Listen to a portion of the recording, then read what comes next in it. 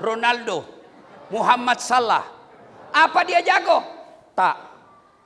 Tapi Allah kasih dia punya lutut boleh bengkok. Biar dia Muhammad Salah jago tekniknya, tapi dia punya kaki tak boleh bengkok. Mana boleh dia sepak bola?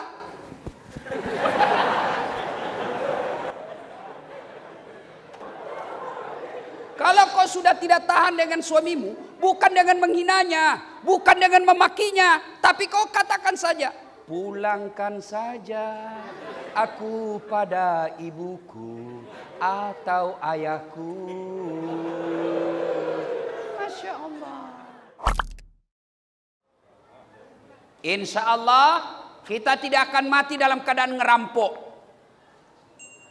Insya Allah kita tidak akan mati dalam keadaan berzina. Makan obat kuat, overdosis. Mati kau di atas perut orang. Insya Allah kita tidak akan mati dalam keadaan nyabu. Sabu apa itu? Itulah dia. Mabuk, minum khamar, ambil dia punya motor, balap. Bayangkan mabuk setengah, naik motor, dia listrik dikira aspal. Mati kafir dia. Insya Allah. Tapi yang membuat kita bisa mati kafir, hubbi aklil haram, suka makan barang haram. Mana itu? Terutama pedagang. Mana itu pedagang yang suka makan haram? Ini baru tak? Baru. Padahal sudah lama. Ini asli tak? Asli. Sampai bersumpah demi Allah asli. Padahal palsu. Kamu dapat untung, tapi uang yang masuk dalam perutmu uang haram. Wa ahallallahu bai'a wa harramar riba. Allah halalkan jual beli, tapi Allah haramkan riba. Mana itu riba? Menipu pembeli. Berapa harganya ini sarungmu? Ini 20 ringgit. Wih, mahal betul. 15 ya? Itu lagi 20 ringgit. Ku kasih kau modal, sama-sama kita orang Bugis. Padahal sudah ada untung. Begitu dia cakap modal padahal sudah untung, itu riba. Hati-hati, sebab saya tengok ini dari saya bandar, banyak penjual pedagang-pedagang. Hati-hati kalian yang berdagang. Kau bisa dapat untung jutaan, ribuan ringgit. Tapi kalau kau menghalalkan segala cara, itu yang kau dapat membuat kamu makan tiap hari uang haram. Dan itu sebabnya doamu tidak dijabah oleh Allah. Kenapa? Yang membentuk darah dagingmu uang haram. Ada pedagang di sini? Ada? Hati-hati kau. Waqala idzan, Allah kemudian berfirman, bismillahirrahmanirrahim. Ya ayyuhalladzina amanu dukhulu fis-silmi kaffatan wa la tattabi'u khutuwatis syaitan innahu lakum adu mubin. Wahai orang-orang yang beriman, masuklah engkau ke dalam Islam secara sempurna dan janganlah engkau ikuti langkah-langkah setan. Karena sesungguhnya setan itu musuh yang nyata bagi kalian. Musuh kalian bukan polis. Musuh kalian bukan tentara. Musuh kalian bukan kerajaan. Musuh kalian adalah setan. Di mana setan itu musuh yang nyata bagi kalian. Itu kata Allah. Dan ternyata lepas sholat maghrib, dengar ceramah dalam masjid sekalipun di sini banyak setan yang berkeliaran. Setannya berupa handphone. Setan lah itu. Orang ceramah masih sibuk. Ibu-ibu yang pegang handphone selama saya ceramah, saya doakan suamimu kawin lagi. Amin. Amin. Amin.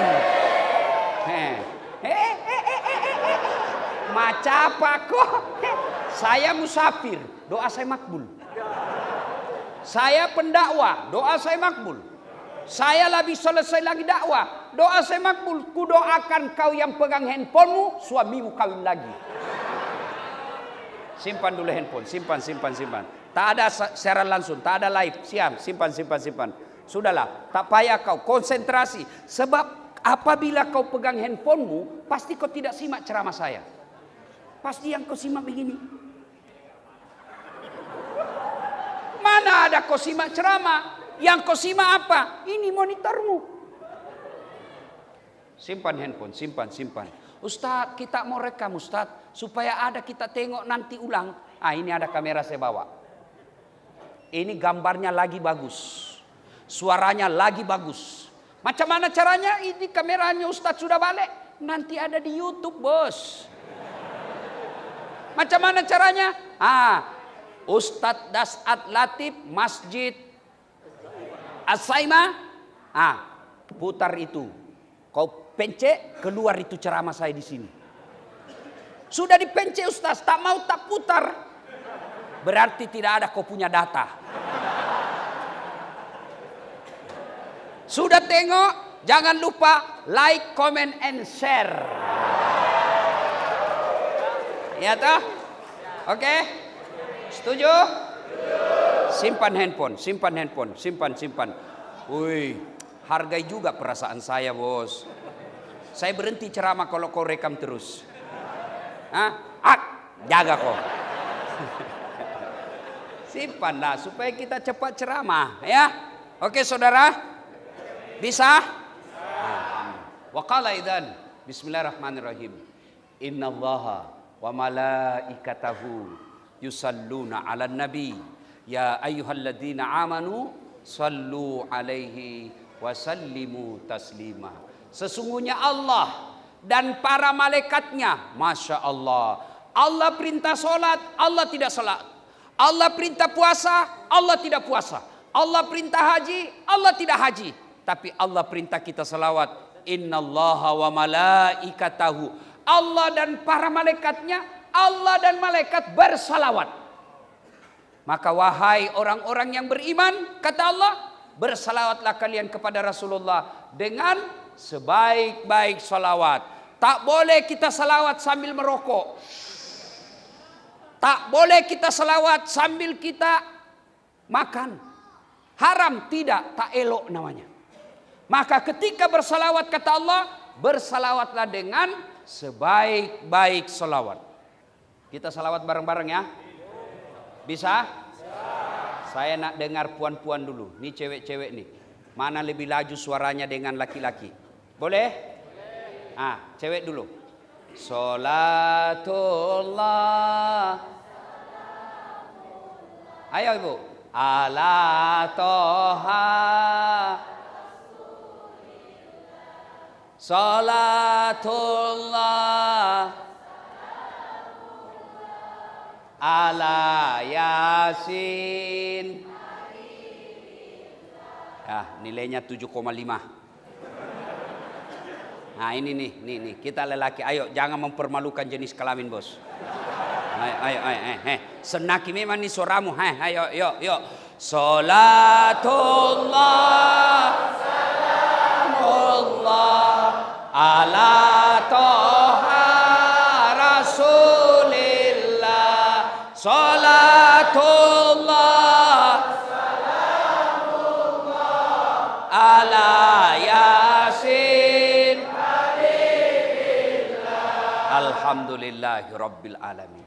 Tuan-puan yang saya hormati, setiap kita mendengar tausiah, Ustadz pasti pertama yang diucapkan, marilah kita memanjatkan puji dan syukur kepada Allah Subhanahu wa Ta'ala.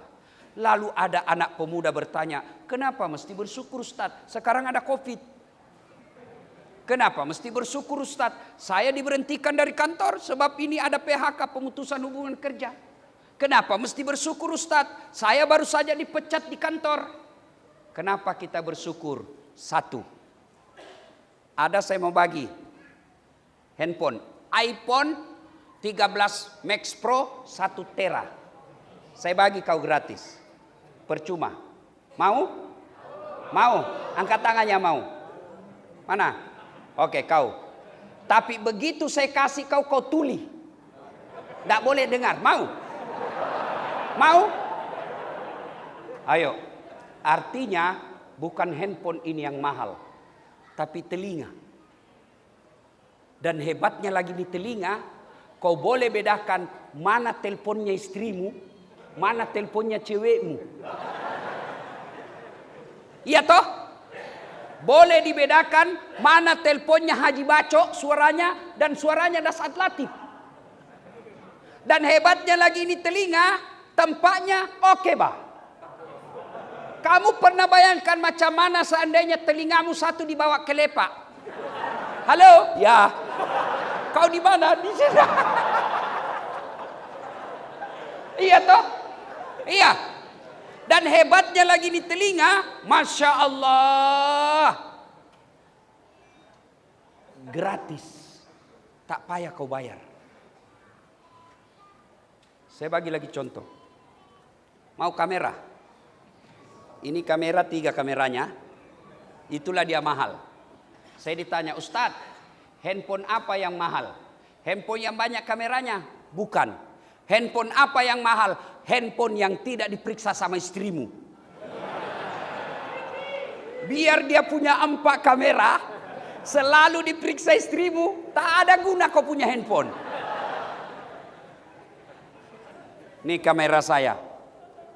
Ini kalau uang Indonesia saya tidak tahu, kalau uang Malaysia. Ini lebih 100 juta. Ini mahal? Bukan ini.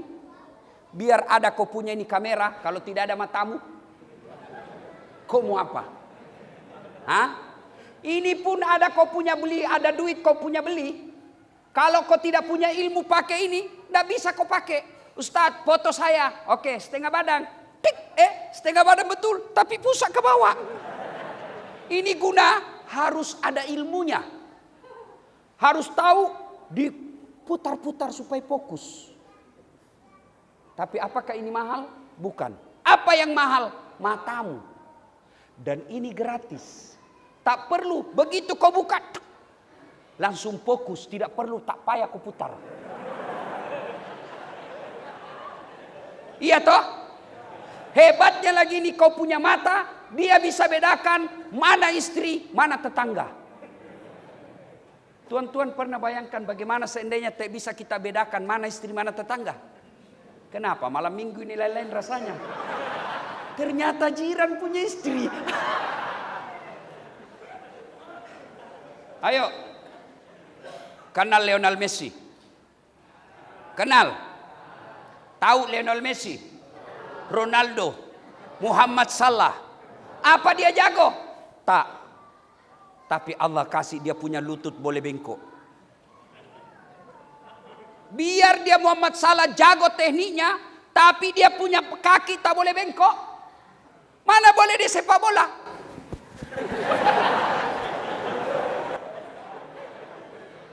Iya. Saya kasih lagi contoh.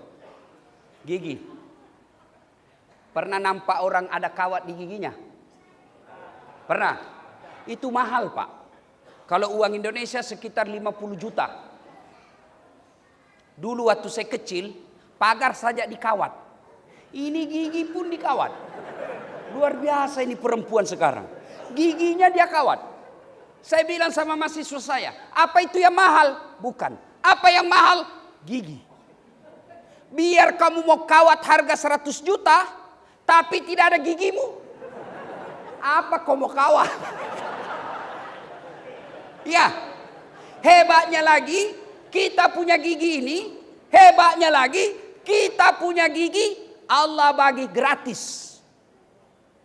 Tahu, kalau uang Indonesia, 1 gigi pasang gigi palsu, bukan yang dibuka-buka ya, yang ditanam. Itu 1 gigi kalau di Indonesia 22 juta rupiah. 1 gigi. Allah kasih kau gigi 32, percuma, tak payah kau bayar. Hebatnya lagi ini gigi, Allah batasi panjangnya, terhad. Macam mana andai gigimu tumbuh macam rambut. Gondrong. Iya, itulah sebabnya Allah menyindir kita dalam surah Ar-Rahman. Fabi ayyi ala'i rabbikuma tukatsiban. Dasar, nikmat mana lagi yang kau kupuri dari saya? Semua Allah kasih percuma. Macam mana kalau bernapas digaji? Macam mana kalau bernapas dibayar? Dulu waktu Covid namanya Delta, orang hidup udara dari apa namanya itu? Dari tabung. Berapa ringgit habis untuk bernapas? Kita alhamdulillah gratis, tak payah bayar bernapas. Ada nikmat yang paling kita anggap remeh. Apa itu? Kentut. Kau kira ada kawan saya habis duitnya ratusan juta hanya pergi operasi ke Eropa supaya bisa kentut. Alhamdulillah kamu semua boleh kentut. Jangan juga mentang-mentang boleh kentut, orang banyak. Alhamdulillah. Itulah sebabnya kita bersyukur dengan mengucapkan Alhamdulillahirabbil. Nah, sekarang setelah Allah bagi kesehatan, Allah bagi kereta, Allah bagi rumah, Allah bagi kebun, Allah bagi penglihatan yang baik, Allah minta kau bayar itu. Bayarnya dengan cara apa? Satu, bersyukur. Dengan cara apa bersyukurnya? Alhamdulillahirabbil alamin. Jadi selalu ucapkan Alhamdulillahirabbil alamin. Cuma ketika bersyukur, ucapkannya dengan baik, usahakan didengar telingamu. Jangan kau cuma bilang Alhamdulillahirabbil alamin. Apa artinya itu? Kereta baru bos. Alhamdulillahirabbil alamin. Bini baru. Alhamdulillahirabbil alamin. Kalau kau berani. Kalau tidak berani jangan kau coba-coba. Ada di sini takut sama istrinya? Ada? Berhenti kau jadi laki-laki.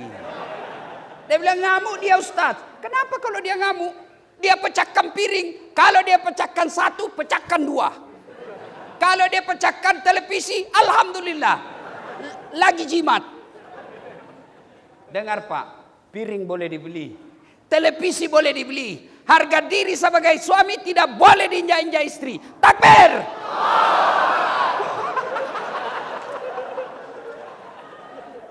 Ini. Oi. Ada istri di sini. Dengar ibu. Nabi bilang begini. Biar ibu puasa Senin Kamis. Syawal sudah tuntas. Tahajud tiap malam. 1 juz 1 hari. Tapi kamu durhaka sama suamimu. Kau kasar bicara. Kau berikan beban suamimu melebihi tanggung jawabnya. Kau tidak hormati dia taati. Maka kata Nabi, jangankan masuk surga, baunya surga kau tak dapat. Tenang Pak, saya bela kamu. Kau takut semua sama istrimu sini. Bu, oi. 4 jenis perempuan kata Nabi yang menjadi bahan bakar api neraka. Apa artinya bahan bakar api neraka? Dia menjadi apinya neraka. 4. 1, yang tidak mendirikan sholat. Saya yakin ibu-ibu semua sholat. Yang kedua, yang tidak berpuasa Ramadan. Saya yakin ibu puasa Ramadan. Ini yang agak berat. Memberikan beban suaminya melebihi tanggung jawabnya. Maknanya apa? Kalau suamimu hanya mampu terima gaji 2.000 ringgit, jangan kau paksakan menjadi 3.000 ringgit. Dia bilang cakap orang Bugis, ajak musurui lakemu toa isikuna. Maknanya, jangan kamu suruh suamimu gigit sikunya. Ada yang boleh gigit sikunya? Saya bagi kau semua bajuku ini. Ini baju khas, tak ada samanya. Meskipun tadi saya turun dari mobil ada ibu-ibu cakap, itu juga bajunya di YouTube.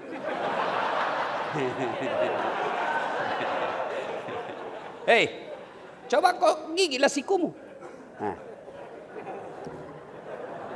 Mana boleh? Itulah orang kalau menyuruh suaminya melebihi tanggung jawabnya, dosa.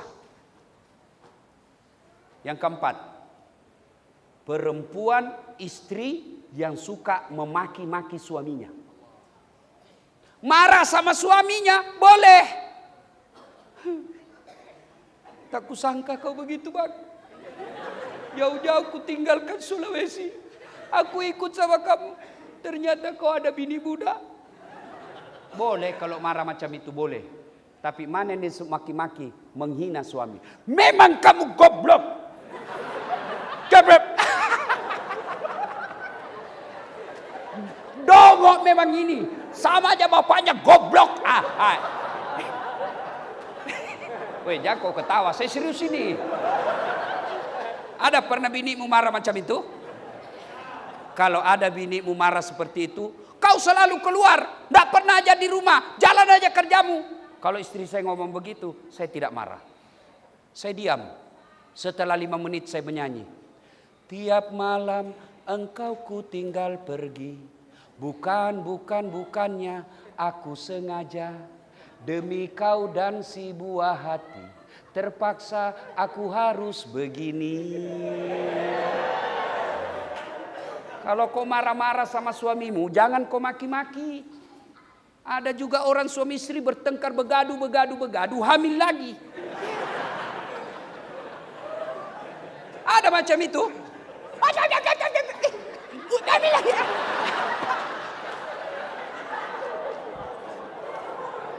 Kalau kau sudah tidak tahan dengan suamimu, bukan dengan menghinanya, bukan dengan memakinya, tapi kau katakan saja, pulangkan saja aku pada ibuku atau ayahku. Masya Allah. Enak kan kalau suami istri marah sambil menyanyi? Kalau dia masih marah lagi, kau lah sindir lagi. Insaflah wahai berhenti sudah itu marah. Ibu bapak saudara-saudara sekalian. Nah, bersyukur dengan cara apa? Mengucapkan alhamdulillahirabbil alamin. Yang kedua, cara bersyukurnya sujud syukur. Macam mana caranya? Nah, misal kita lagi di masjid, seharian ini alhamdulillah dapat untung dagang. Alhamdulillah anak kita ada kecelakaan kereta, tapi alhamdulillah anak kita lepas dari kecelakaan itu. Caranya, woi Haji, tabrakan, langgar kau punya mobil, tapi alhamdulillah anakmu tak apa-apa. Alhamdulillahirabbil alamin. Jangan kau bilang, alhamdulillah alamin.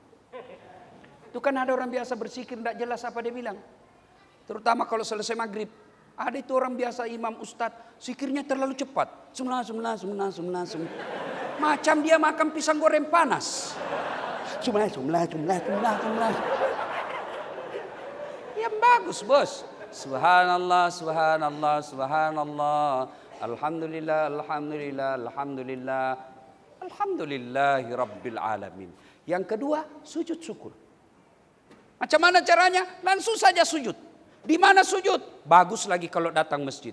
Boleh sujud di rumah? Boleh. Di kebun? Boleh. Tiba-tiba dapat telepon. Alhamdulillah anakmu diterima di kerajaan. Alhamdulillah rabbil alamin. Sujud. Boleh di jalan raya? Boleh, tapi kau lihat dulu kereta limpas. Salatullah, salamullah ala toha rasul. Salatullah salamullah ala yasin. Alhamdulillah. Nah, sujud syukur. Yang ketiga, tadi namanya bertasyakur.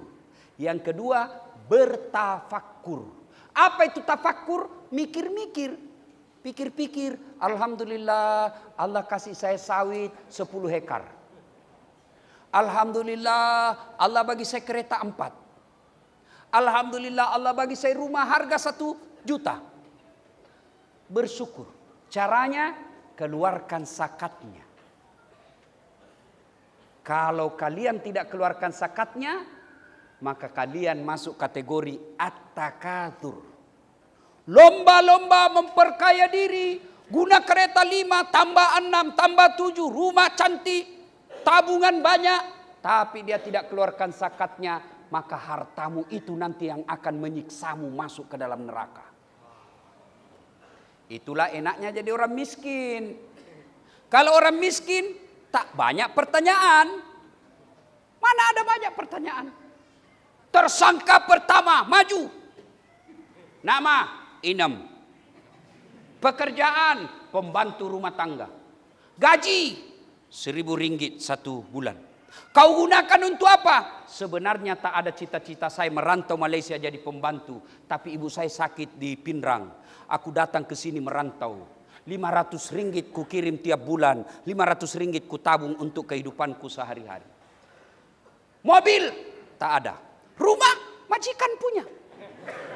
Handphone tak ada. Kau sholat, alhamdulillah 5 waktu oke. Sholat sunnah saya tunaikan. Kau puasa, alhamdulillah. Ramadan tak ada lepas. Senin, Kamis jalan, Syawal pun kutunaikan. Kau sedekah, alhamdulillah. Kalau saya pasti pasar, ada duit saya lebih, saya sedekah sedikit. Kau haji, mau, tapi tidak ada duit.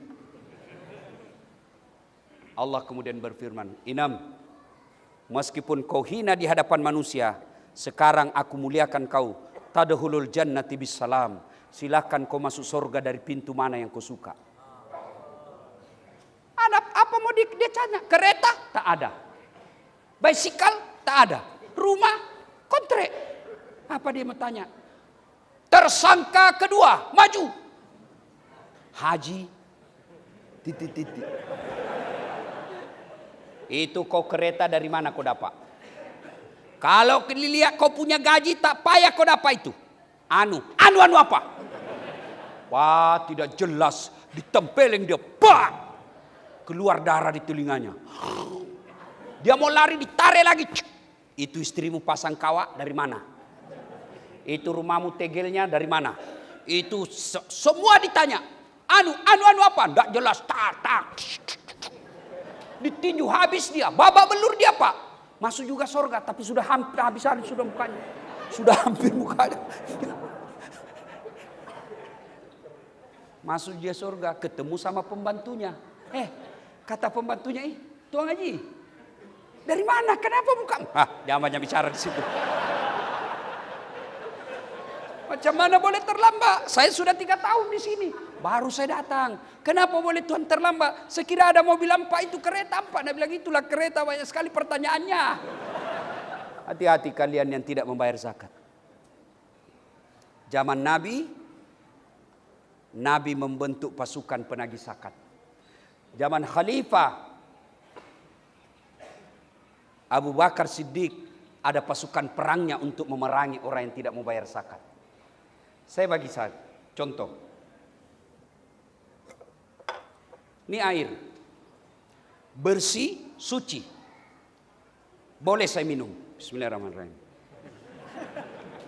Inilah gaji. Inilah penghasilan kita yang halal. Menjadi tukang tombak, menjadi sopir, menjadi pedagang, menjadi kaki tangan kerajaan. Ini halal. Karena kita tidak menghalalkan segala cara, hasilnya halal. Bila mana tuan puan tak bayar zakat, maka ibaratnya tuan puan memasukkan air di tandas. Kloset, kasih masuk air. Yang ada itu kalau di kloset, di tandas, ada kan air-air putih itu. Bukan sudah lepas kuningnya. Yang kuning sudah lari dia.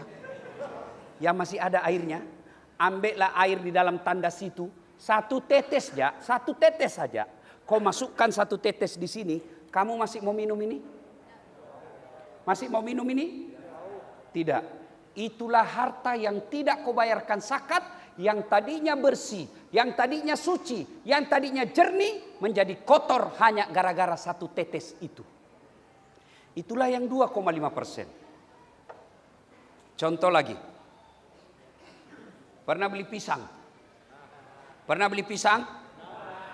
Bila kalian beli pisang, apakah semuanya kau makan? Apanya yang dibuang? Kulit. Kenapa kau buang? Nah kau beli, kau punya. Iya kan? Kenapa? Saya punya duit, saya beli pisang, saya nak makan sekalian dengan kulitnya. Kau makan kulitnya? Tak. Itulah kulit yang dibuang, itulah zakatmu. Jadi bila ada orang tak bayar zakat, sama halnya dia beli pisang, dia makan dengan kulitnya. Kalau kulit pisang, oke basiba. Kulit durian. Andre kau labu aja. Ya. Maka tuan-puan yang saya muliakan karena Allah, balik nanti kau hitung kau punya zakat. Macam mana caranya Ustaz? Kau punya bicycle, harganya berapa? Zakat itu ada 2 syaratnya, sudah cukup haul dan nisabnya. Haulnya 1 tahun, nisabnya 85 gram emas. Kalau di Malaysia 1 gram emas berapa ringgit? Ibu-ibu biasanya. Berapa? 1 gram emas berapa ringgit? Hah? 200. Hah? Anggaplah 300 ringgit. Indonesia 1 gram sekarang 1 juta rupiah. Anggaplah 300 ringgit. 1 gram. Berarti kali 85. 300 kali 85. So, supaya ini jelas. Sebab harus jelas kalau Bapak tidak menderita Bapak nanti ketika mati. Disuruh pikul semua itu. Dijadikan bara api neraka. Lalu disuruh makan kau. Bahasanya orang di Indonesia di Bugis. Andre kola buajat. Makan kamu itu serakah. Kau didorong masuk di mulutnya. Tapi bukan lagi pisang. Bara api neraka. Nah, 300 ringgit. Kali 85. Sama dengan 25 ribu ringgit. Maknanya apa? Bila Bapak Ibu punya harta mobil senilai 25 ringgit, 25 ribu ringgit, tanah senilai 25 ribu ringgit, rumah senilai 25 ringgit, tabungan di bank 25 ribu ringgit, maka wajib kau keluarkan 2,5%. Berapa 2,5%? Cuma berapa itu? Ya sudahlah kau hitung sendiri. Kau kasih susah lagi saya.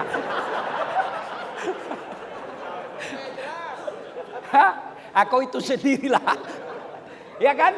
Nah, maknanya kalau 1 juta itu 2,5% keluarnya cuma 25 ribu. 1 juta 25 ribu rupiah. Kalau kalian tidak keluarkan maka dia kotori semua hartamu. Kalau sudah harta kotor dimakan maka anakmu kepala batu. Istrimu tukang ngomel. Tapi kalau kau rajin keluarkan zakat, apa kamu cakap istrimu taat? Sayang. Kenapa kau ketawa? Bini saya kalau saya panggil sayangku, aduh. Tapi kata istri saya, kamu ini Ustadz, laki-laki jarum super. Apalagi itu, jarang di rumah suka pergi. Tapi saya bilang saya bukan laki-laki jisamsu. Apa itu? Janji manis nyatanya palsu. Dari mana datangnya cinta? Dari Facebook turun ke WA. Dari mana datangnya kecewa? Setelah ketemu ternyata berbeda.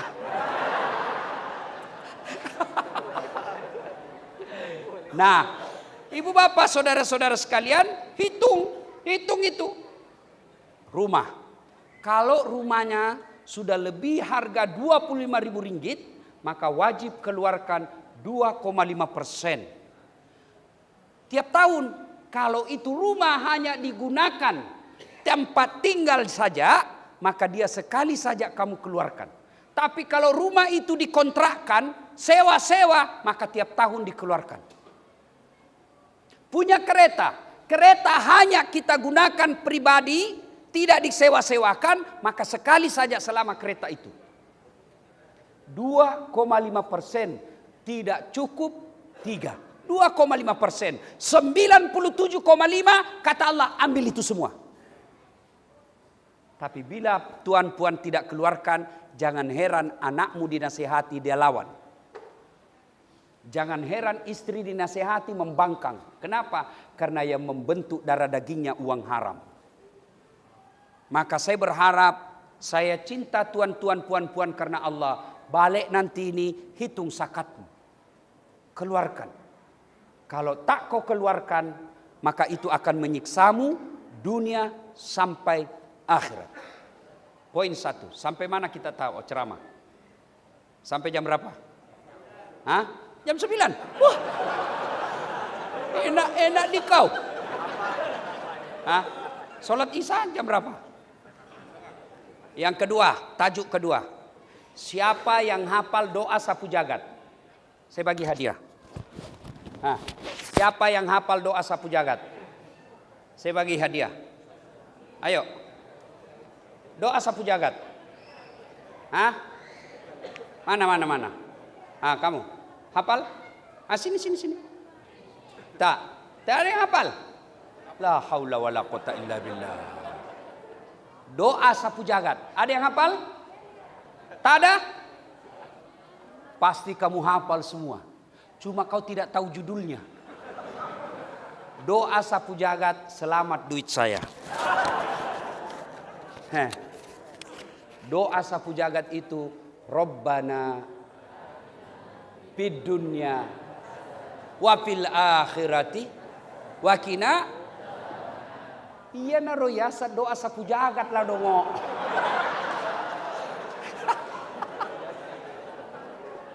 Ada yang hafal? Kok enggak jadi? Ada yang hafal artinya? Artinya. Ada yang hafal? Saya bagi lagi hadiah.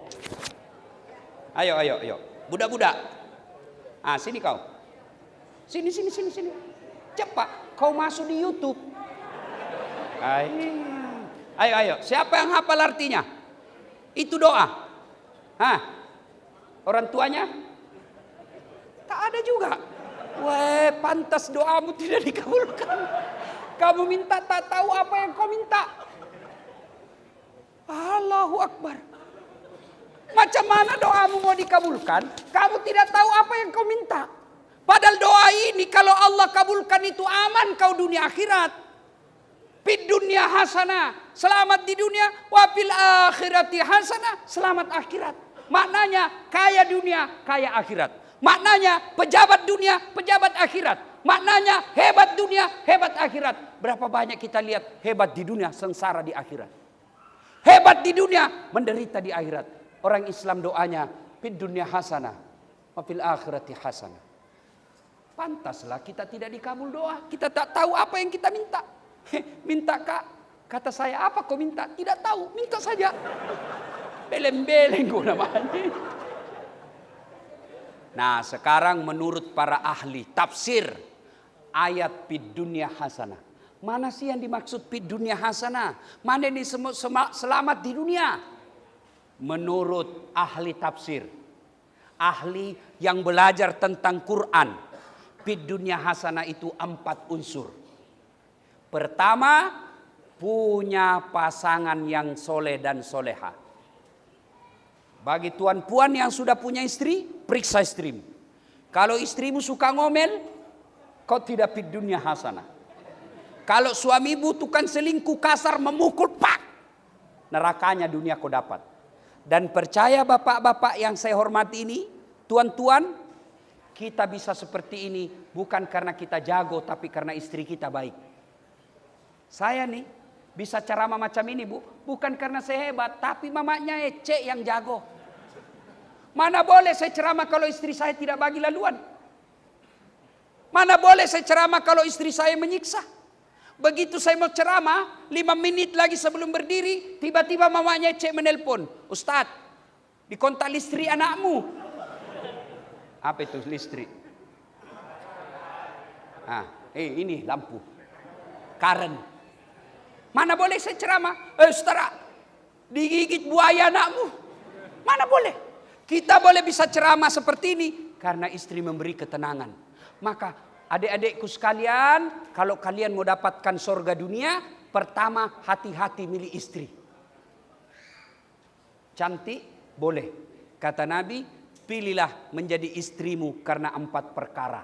1, lijamaliha, lihat cantiknya.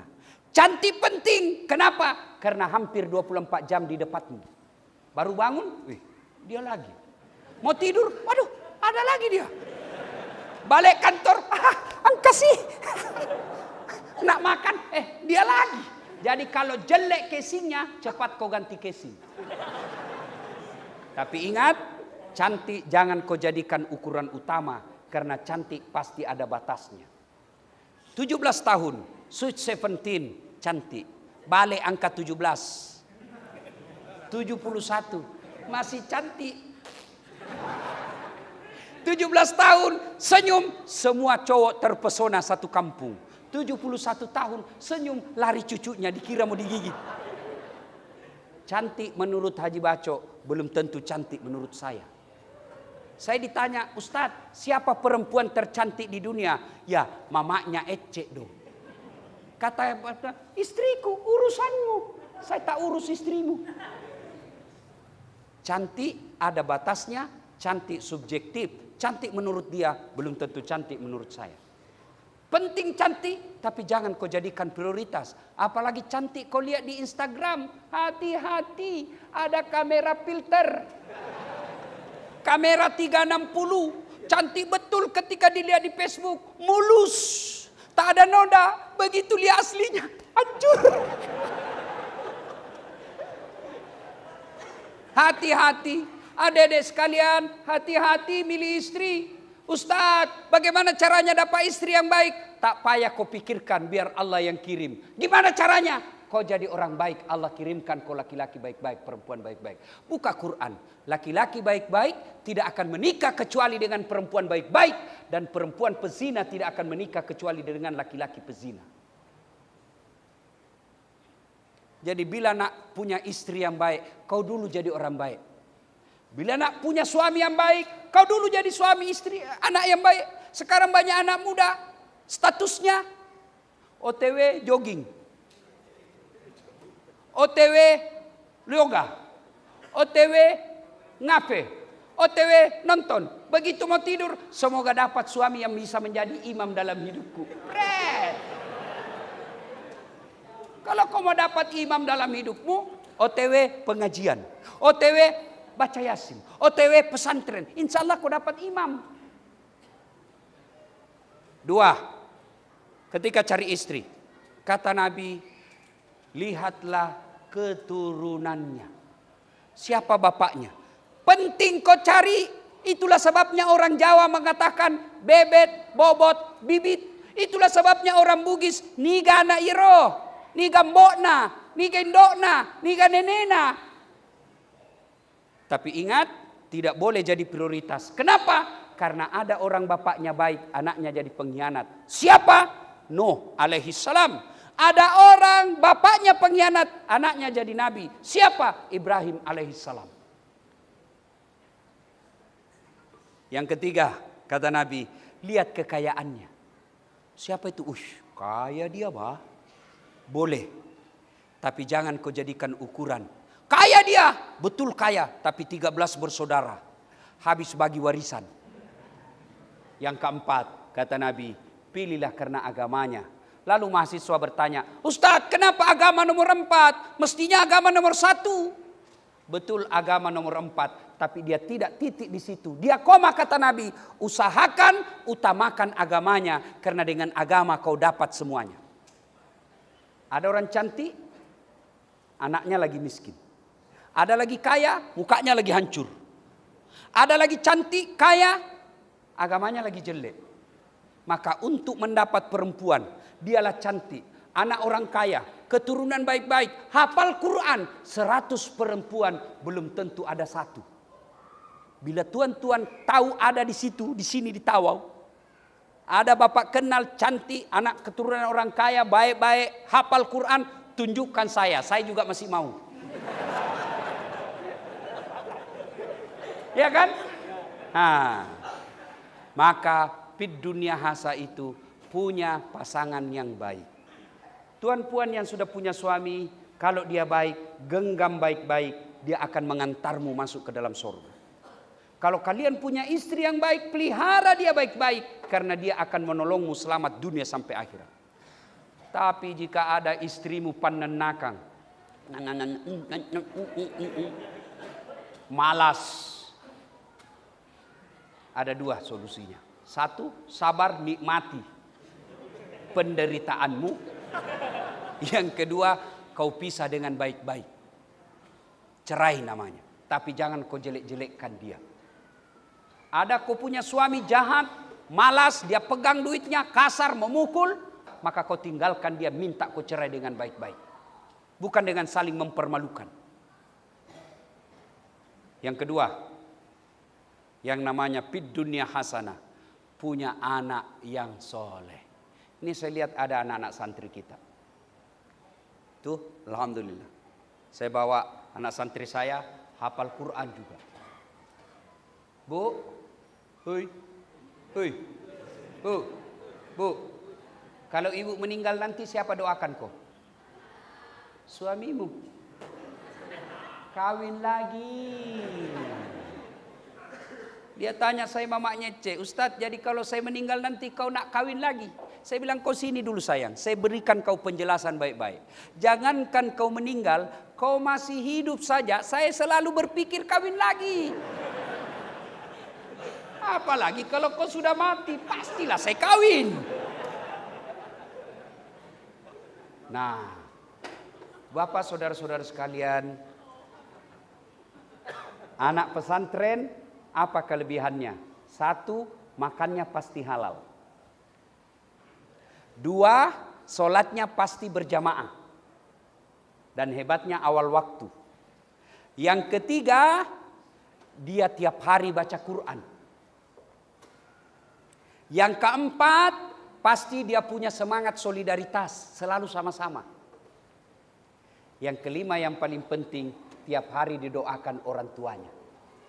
Tapi kalau kau kirim anakmu ke London, England, Australia, Amerika, dia cakap bahasa Inggris boleh tahan, tapi dia tak pernah sholat.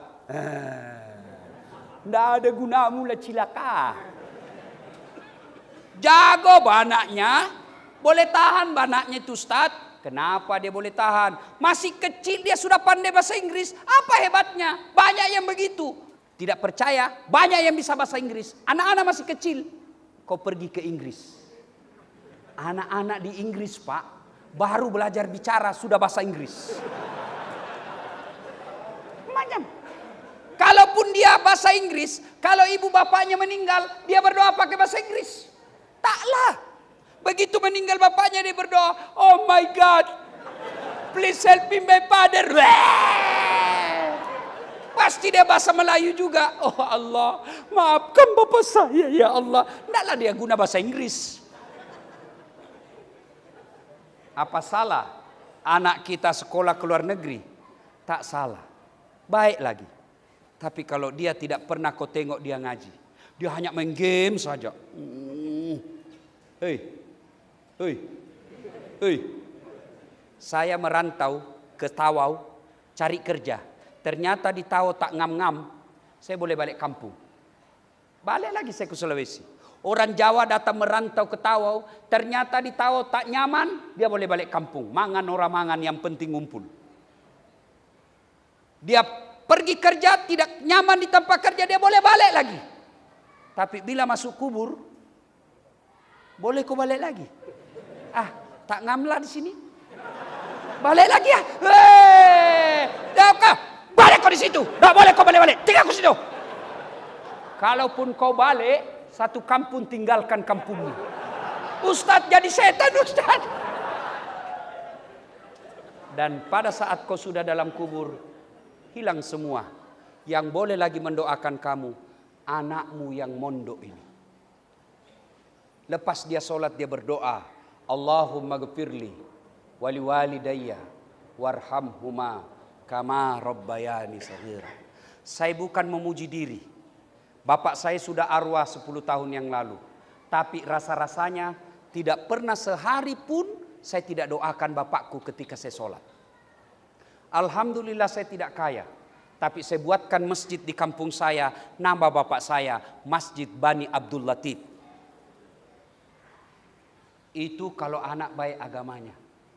Tapi kalau anakmu tidak baik agamanya, kau sudah dikubur kereta dia beli. Kau sudah dikubur dia begadu gara-gara sawitmu. Kau sudah dikubur anakmu begadu gara-gara warisan rumah. Maka tuan puan yang saya muliakan, anak soleh dan soleha adalah kekayaan kita dunia sampai akhirat. Nak berlama-lama tapi waktu yang membatasi kita. Insya Allah lain waktu dan kesempatan kita akan lanjutkan. Sebelum saya akhiri, saya nak berpantun. Buah kelapa, buah durian. Buah nangka, buah pepaya. Buah durian, buah nenas. Itulah buah-buahan. Assalamualaikum warahmatullahi wabarakatuh.